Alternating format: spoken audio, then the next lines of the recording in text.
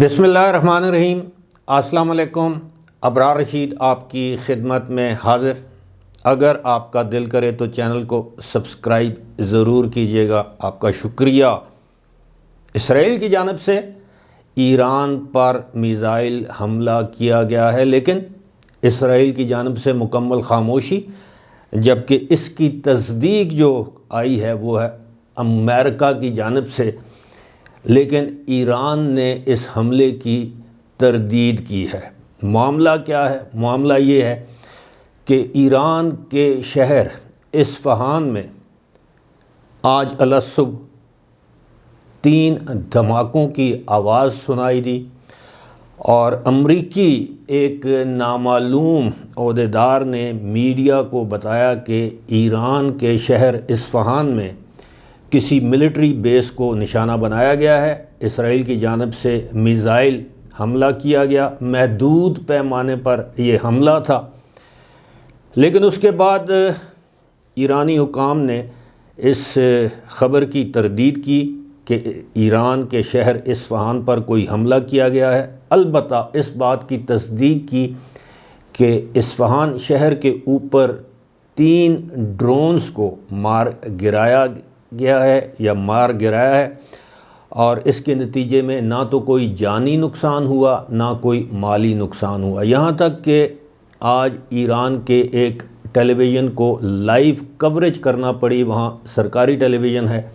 اس نے اصفہان شہر کے گرد و نواح تمام مسافات وغیرہ دکھائے کہ جناب یہاں پر کوئی حملہ نہیں ہوا۔ دوسری جانب اسرائیل کی جو خاموشی ہے وہ معنی خیز ہے، اور جو عالمی ادارہ ہے جس کو IAEA کہتے ہیں، انٹرنیشنل اٹامک انرجی ایجنسی، اس کا یہ دعویٰ ہے کہ ایران کے کسی بھی جوہری پروگرام یا جس کو ہم کہتے ہیں جوہری تنصیبات پر کسی قسم کا کوئی حملہ نہیں ہوا۔ البتہ یہ ضرور کہا ہے کہ اگر اس طرح کا کوئی حملہ کیا گیا تو اس کے خوفناک نتائج برآمد ہو سکتے ہیں۔ دوسری جانب دنیا کے تمام ممالک جتنے بھی امپورٹنٹ کنٹریز ہیں، ان کی جانب سے یہ اسرائیل اور ایران دونوں پر یہ زور دیا گیا کہ جناب آپ اس معاملے کو زیادہ نہ بڑھائیں، کیونکہ یہ نہ صرف خطے کے لیے یعنی اس ریجن کے لیے بلکہ دنیا کے امن کے لیے خطرہ ہوگا، اس کے کافی خطرناک نتائج سامنے آ سکتے ہیں۔ آپ کے علم میں ہے یوکرین اور روس کی جنگ، اس کے نتائج پوری دنیا آج دن تک بھگت رہی ہے، اور اگر ایران اور اسرائیل کی یہ کشیدگی جاری رہتی ہے تو اس کے اثرات مڈل ایسٹ یعنی مشرق وسطیٰ، ساؤتھ ایشیا جہاں ہم موجود ہیں، اس پر اس کے اثرات مرتب ہوں گے۔ تیل کی قیمتیں آسمان پر چلی جائیں گی، تجارت جو ہے وہ بحری یا بری جو بھی آپ کہیں، تجارت جو ہے وہ تجارتی عمل رک جائے گا، جس کے نتیجے میں پہلے سے زیادہ جو مہنگائی ہے پوری دنیا میں وہ مزید بڑھ جائے گی، چیزوں کی، کھانے پینے کی اشیاء کی قلت ہو سکتی ہے۔ تو یہ تمام نتائج سب کے سامنے ہیں۔ آپ کے علم ہے کہ چند روز پہلے یعنی گزشتہ ہفتے کی رات ایران نے حملے کیے تھے، تقریباً 300 کے قریب drone, rocket, missile, cruise missile Israel پر داغے، اور اب تو اسرائیلی اخبار نے یہ دعویٰ کیا ہے کہ جناب ایک میزائل جو ہے وہ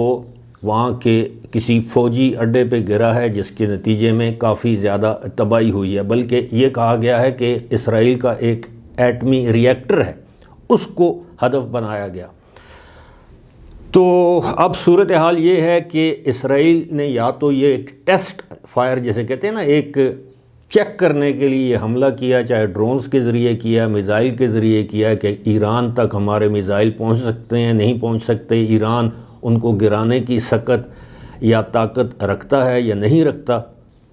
البتہ امریکی حکام کا کہنا ہے کہ جناب اس وقت ایران نے اپنے ایئر ڈیفنس سسٹم کو مکمل طور پر ایکٹیو کر دیا ہے، اور ایران نے یہ بھی کہا ہے کہ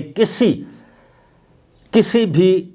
لڑاکا یا جنگی طیارے نے ایران کی فضائی حدود کی خلاف ورزی نہیں کی، اور ویسے بھی یہ اسرائیل کے لیے اس وقت تک ممکن نہیں جب تک کہ امریکہ یا اس کا کوئی اتحادی ریجن میں اسرائیل کو فضائی اڈوں کی سہولت فراہم نہ کرے جہاں سے جہازوں کی ریفیلنگ ہوتی ہے یا ان کی فضا سے گزر کر آئیں گے، تب ہی ایران پر حملہ ممکن ہے، کیونکہ ویسے کوئی 1300 میل کے قریب فاصلہ ہے دونوں ممالک کے درمیان۔ لیکن یہ بات شاید اب رکنے والی نہیں، یا تو یہ ہے کہ اسرائیل یہ حملہ کر کے خاموش ہو جائے گا، اسرائیلی دعویٰ کریں گے کہ ایران میں بڑے پیمانے پر تباہی ہوئی ہے، اور ایرانی یہ کہیں گے کہ کوئی تباہی نہیں ہوئی، اور یوں یہ معاملہ جو ہے وہ آہستہ آہستہ ٹھنڈا پڑتا جائے گا۔ لیکن اگر اسرائیل نے دوبارہ حملہ کیا جس سے واقعی ایران میں کوئی تباہی ہوئی، تو پھر ایران ایک مرتبہ پھر اسرائیل پر حملہ کر سکتا ہے، اور یقیناً یہ جنگ کی طرف قدم ہوگا، اور ہم سب جانتے ہیں کہ یہ خطہ اور دنیا کسی بھی جنگ کی متحمل نہیں ہو سکتے۔ فی الحال اسی کے ساتھ مجھے دیجیے اجازت، خدا حافظ۔